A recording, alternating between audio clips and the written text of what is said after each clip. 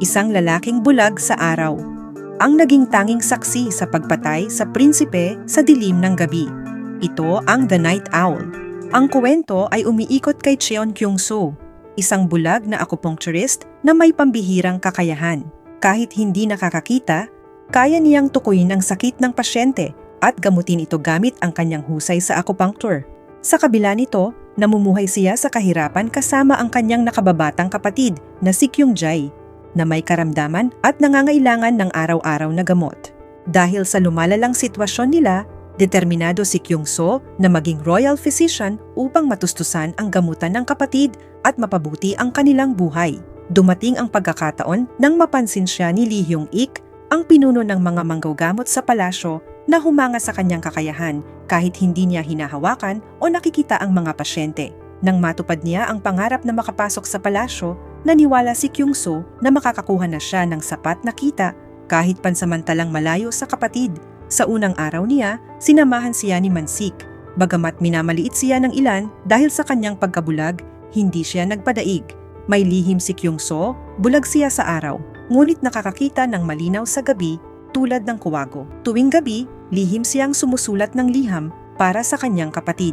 Habang nagtatrabaho, ibinalita ni Mansik na nakalaya na ang Crown Prince matapos ang 8 taong pagkakabihag ng Qing Dynasty.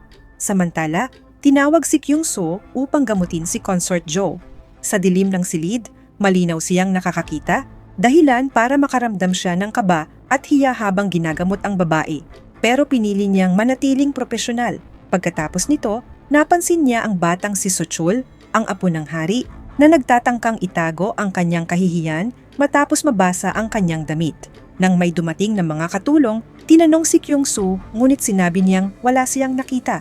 Kalaunan, lumapit si Sochul, kinuha ang nahulog na butones at umalis, naniniwalang wala talagang nakita si Kyung-soo. Dumating ang araw ng pagbabalik ng Crown Prince. Mainit siyang sinalubong ng mga tao, ngunit malamig ang pagtanggap sa loob ng palasyo.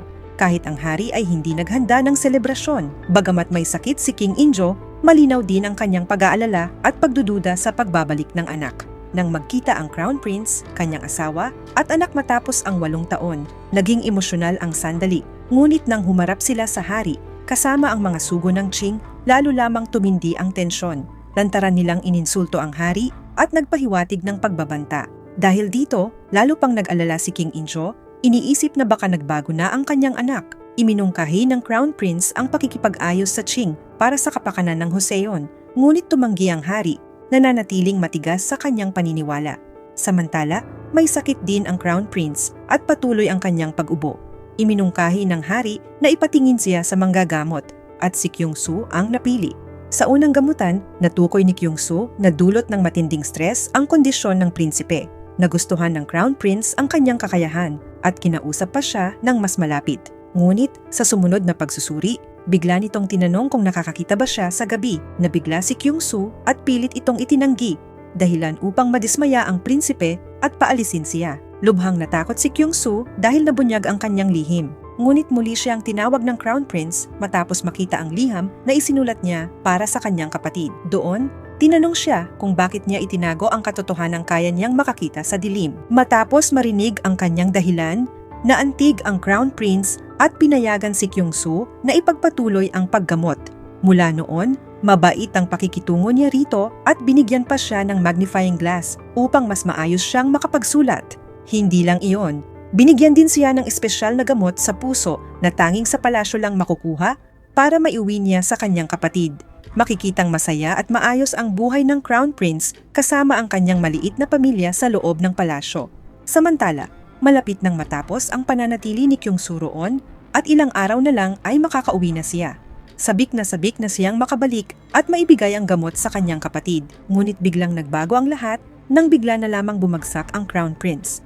Agad na ipinatawag ang head physician at si Kyung-soo upang gamutin siya. Habang mabilis na sinusuri ng head physician ang prinsipe, nais sana ni Kyung-soo na tingnan ito, ngunit hindi siya makakita dahil maliwanag pa ang paligid. Habang ginagamot, may napansin siyang kakaibang tunog mula sa Crown Prince at nakaramdam siya ng matinding kaba.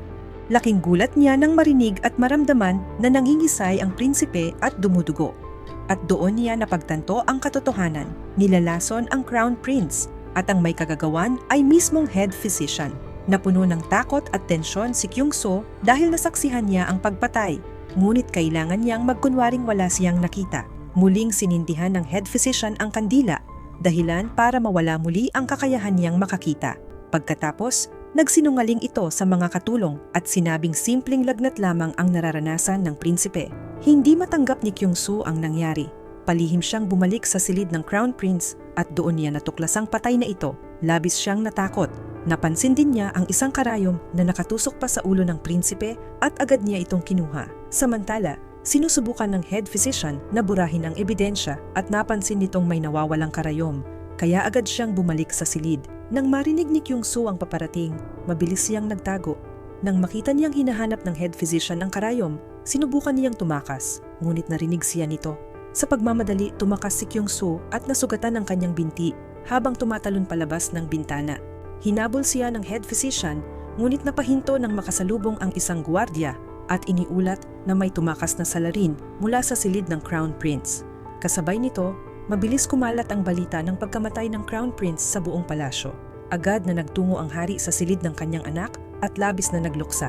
Hindi nagtagal, nagsimula ang investigasyon. Tinawag ang head physician at si Kyung-soo bilang mga huling gumamot sa prinsipe. Iginiit ng head physician na tama ang kanilang ginawang proseso. Ngunit nakahanap ng ebidensya ang chief minister.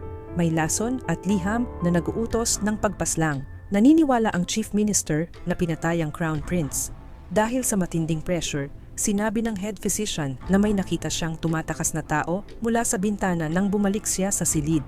Dito nila ibinintang sa isang di kilalang salarin ang krimen. Sa sandaling iyon, napagtanto ni Kyung-soo na siya ang gagawing scapegoat. Biglang bumagsak ang hari at dinala sa kanyang silid, habang patuloy ang interogasyon sa lahat ng nasa palasyo.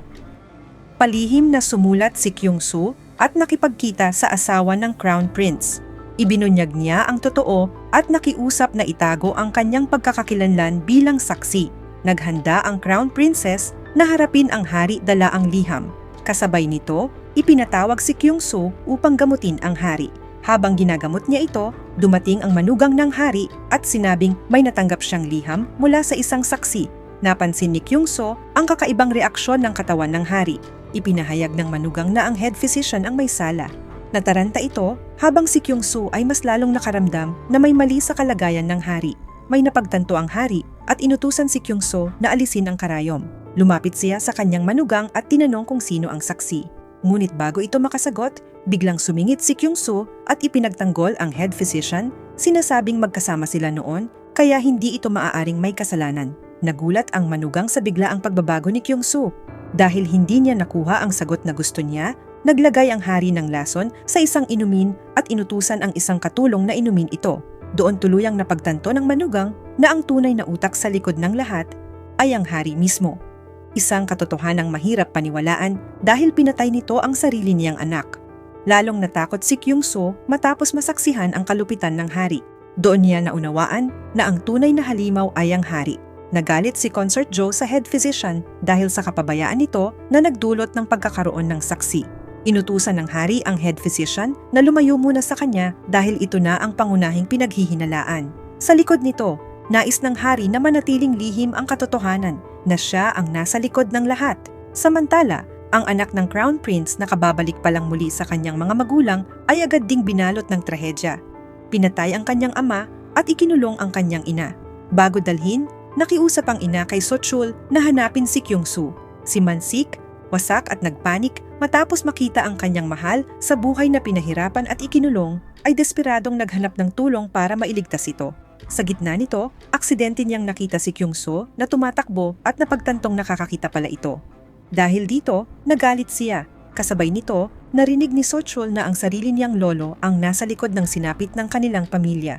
Napunta si Kyung-soo sa isang napakahirap na sitwasyon, wala siyang matakbuhan. At ang pinakaligtas na gawin ay manahimik kahit alam niya ang katotohanan. Ngunit hindi siya tumigil mag-isip ng paraan para ilantad ito. Hanggang sa maalala niya ang isang ebidensyang maaaring magpatunay ng lahat. Magkasama nilang pinuntahan ang silid ng head physician upang hanapin ang isang pakete. Samantala, nakipagkita si So-chul sa chief minister at sinabi nitong may saksi sa pagkamatay ng kanyang ama. At iyon ay si Kyung-soo. Dumating sina Kyung-soo at Man-sik at natagpuan ang isang liham na pinaniniwala ang sulat ng hari. Sa una, nagduda ang Chief Minister, ngunit iginiit ni Sochul na sulat iyon ng hari gamit ang kaliwang kamay. Gayunpaman, hindi sapat ang liham bilang ebidensya. Kailangan nila ng patunay na tumutugma ito sa sulat kamay ng hari. Nakaisip si Kyung-soo ng mapanganib na plano upang makuha ang sulat ng hari gamit ang kaliwa. Naghanda sila hindi lang para sa ebidensya, kundi pati na rin sa posibleng pag-aaklas laban kay King Injo. Pinayuhan ng hari na sumailalim sa gamutan upang maiwasan ang tuluyang pagkaparalisa.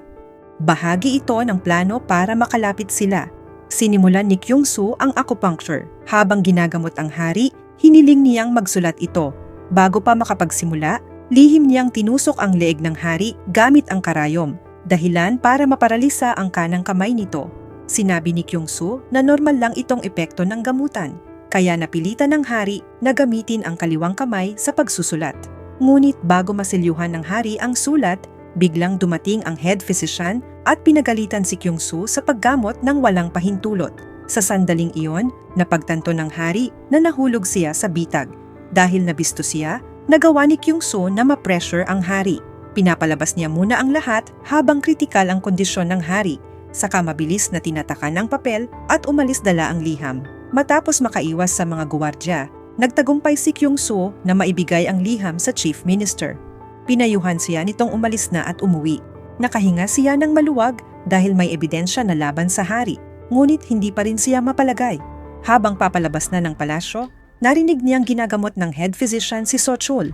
Dahil dito, nagpasya siyang bumalik upang iligtas ang bata. Dito, nakita niya na ginagamot ng head physician si Sochul kaya agad silang nagbuno. Dahil mas malakas at mas malaki ang physician, napabagsak niya si Kyung-soo. Sa gitna ng laban, nahagip ni Kyung-soo ang isang bote na may mga karayom at agad niya itong ginamit para saksakin ang mata ng physician.